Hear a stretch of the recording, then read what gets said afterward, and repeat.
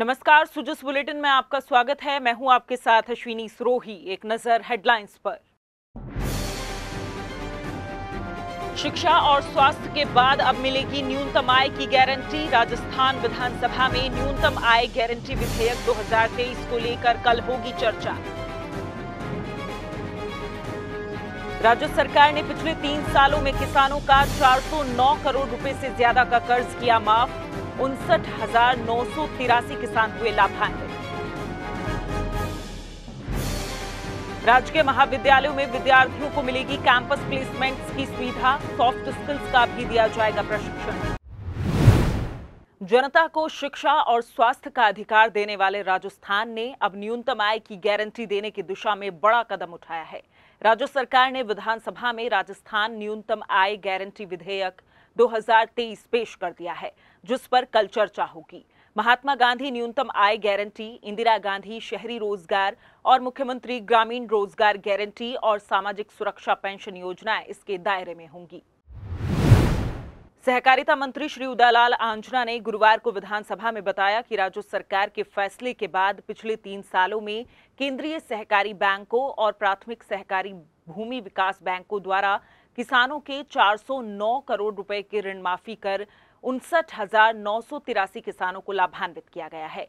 सहकारिता मंत्री ने बताया कि राज्य सरकार ने किसानों की ऋण माफी के लिए राज्य के सहकारी बैंकों द्वारा किसानों की ऋण माफी के लिए योजनाएं जारी की गई हैं। उन्होंने बताया कि इन ऋण माफी योजनाओं में राजस्थान कृषक ऋण माफी योजना शामिल है। उन्होंने ये भी स्पष्ट किया कि राष्ट्रीयकृत बैंक भारत सरकार के नियंत्रणाधीन है और उनके द्वारा किसानों के ऋण माफ करने का फैसला भारत सरकार द्वारा ही लिया जा सकता है। माननीय अध्यक्ष महोदय, खंड 1 राज्य में सहकारी बैंकों द्वारा किसानों की ऋण माफी बाबत राज्य सरकार द्वारा निम्न योजनाएं जारी की गई है। राजस्थान कृषक ऋण माफी योजना 2019 अल्पकालीन। 2 राजस्थान कृषक ऋण माफी योजना 2019 मध्यकालीन एवं दीर्घकालीन। विगत 3 वर्षों में केंद्रीय सहकारी बैंकों एवं प्राथमिक भूमि विकास बैंक द्वारा की गई ऋण माफी निम्नानुसार है। 2020-21 42,866 लाभान्वित कृषक और 325.14 करोड़ रुपए। 21-22 10,083 किसान और 49.83 करोड़। 22-23 7,034 किसान और 35.63 करोड़ रुपए।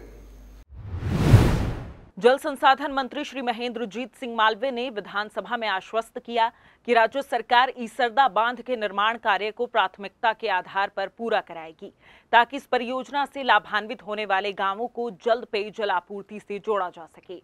उन्होंने बताया कि वर्तमान में इस बांध का करीब 63% काम पूरा कर लिया गया है।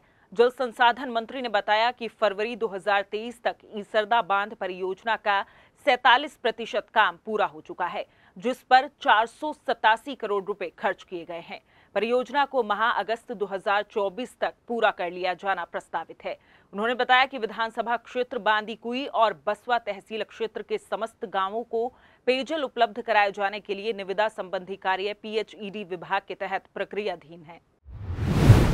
माननीय अध्यक्ष महोदय, ईसरदा बांध परियोजना का कार्य फरवरी 2023 तक 47% पूर्ण हो चुका है, जिस पर माह फरवरी 23 तक राशि 437 करोड़ रुपया व्यय की जा चुकी है।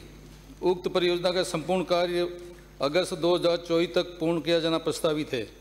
खंड जी हाँ, बांदीकुई तथा बसवा तहसील के समस्त ग्रामों को पेयजल उपलब्ध कराए जाने के लिए निवेदन आमंत्रित की जा चुकी हैं। संस्कृत शिक्षा मंत्री डॉक्टर BD कल्ला ने विधानसभा में बताया कि संस्कृत विद्यालयों में तृतीय श्रेणी अध्यापकों के 339 रिक्त पदों पर भर्ती करने की वित्त विभाग ने स्वीकृति प्रदान कर दी है। उन्होंने आश्वस्त किया कि जल्द ही इन पदों पर भर्ती कर विद्यालयों में शिक्षकों को नियुक्ति दी जाएगी। डॉक्टर कल्ला ने बताया कि संस्कृत विद्यालयों में शिक्षा का अधिकार अधिनियम 2009 की पालना के तहत राजकीय प्राथमिक विद्यालय में न्यूनतम 2 शिक्षकों के पद स्वीकृत करने की कार्यवाही विचाराधीन है। उन्होंने ये भी बताया कि पद स्वीकृत होने पर पदस्थापन की कार्यवाही प्रारंभ कर दी जाएगी। संस्कृत शिक्षा विभाग के 131 राजकीय प्राथमिक स्तर के संस्कृत विद्यालयों में अध्यापक का एक ही पद स्वीकृत है। विवरणमय संस्था का नाम, जिला व संस्थागत नामांकन परिशिष्ट 1 पर संलग्न है। तो संस्कृत विद्यालयों में शिक्षा का अधिकार अधिनियम 2009 की पालना के अंतर्गत राजकीय प्राथमिक विद्यालय में न्यूनतम 2 शिक्षकों के पद स्वीकृत करने की कार्रवाई विचाराधीन है। पद स्वीकृत होने पर पदस्थापन की कार्रवाई प्रारंभ कर दी जाएगी। हमने रिक्त पदों की भर्ती हेतु वित्त विभाग में पत्रावली भेजी हुई थी। मैं सदन को सूचित करना चाहता हूं आपके माध्यम से कि 5 जुलाई 2023 को 339 अध्यापकों यानी तृतीय श्रेणी के अध्यापकों की स्वीकृति मिल चुकी है। जैसे ही हम भर्ती करेंगे इनकी नियुक्ति कर देंगे। प्रदेश के विभिन्न राजकीय महाविद्यालयों में विद्यार्थियों को रोजगार के बेहतर अवसर उपलब्ध कराने के लिए प्लेसमेंट ड्राइव आयोजित की जाएगी। मुख्यमंत्री श्री अशोक गहलोत ने इस योजना के लिए 9 करोड़ रुपए से ज्यादा के वित्तीय प्रस्ताव को स्वीकृति दी है। साथ ही राजकीय महाविद्यालयों में कैंपस प्लेसमेंट्स सुविधा योजना की क्रियान्विति के लिए दिशा निर्देशों के प्रारूप का अनुमोदन किया गया है।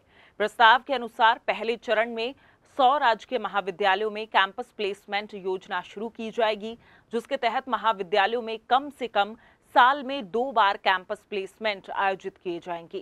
कैंपस प्लेसमेंट में पूर्व विद्यार्थियों को प्री प्लेसमेंट के माध्यम से सॉफ्ट स्किल की ट्रेनिंग दी जाएगी, जिससे विद्यार्थियों के आत्मविश्वास में बढ़ोतरी होने के साथ उन्हें रोजगार प्राप्त करने में सुगमता होगी।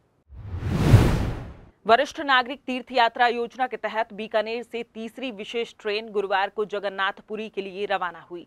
ढोल नगाड़ों की थाप के बीच थिरकते वरिष्ठ जनों ने निःशुल्क यात्रा की बेहतरीन सौगात के लिए मुख्यमंत्री श्री अशोक गहलोत का आभार जताया।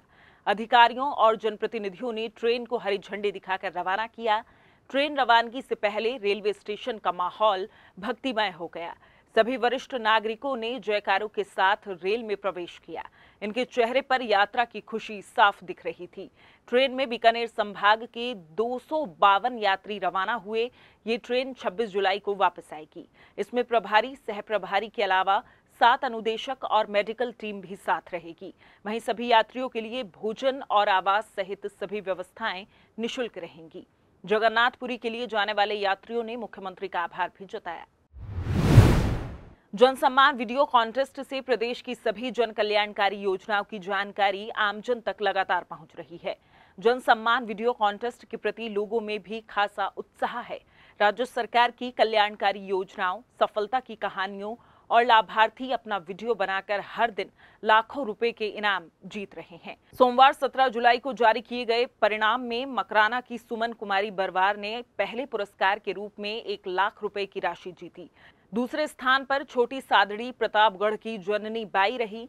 उन्हें महंगाई राहत कैंपों में राज्य सरकार की योजनाओं का लाभ मिला और उस पर आधारित वीडियो बनाकर उन्होंने 50,000 रुपए की इनाम राशि प्राप्त की। इसी तरह 12 के धर्मराज मीणा ने महंगाई राहत कैंप में मिल रही राहत पर आधारित वीडियो बनाकर 25,000 रुपए की इनाम राशि जीतकर तीसरा स्थान प्राप्त किया।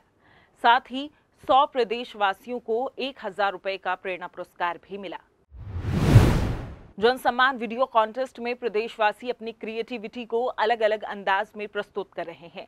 घरों और ढाणियों में लोग अलबेले और अलहदा तरीकों से स्कीमों की बेहतरीन प्रस्तुति कर रहे हैं। अजी मन नरेगा उड़ा दी सबके चहन की चढ़ी जी, इंदिरा गांधी शहरी रोजगार गारंटी बड़ी। मन नरेगा उड़ा दी सबके चहन की चढ़ी जी, इंदिरा गांधी शहरी रोजगार गारंटी बड़ी। इंदिरा गांधी शहरी रोजगार गारंटी बड़ी।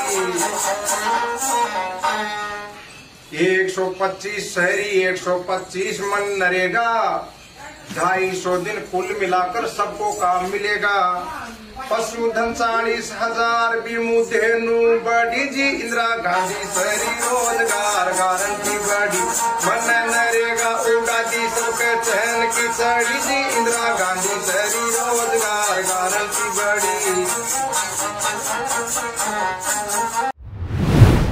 तो जिस बुलेटिन में फिलहाल इतना ही, फिर होगी आपसे मुलाकात। तब तक के लिए नमस्कार।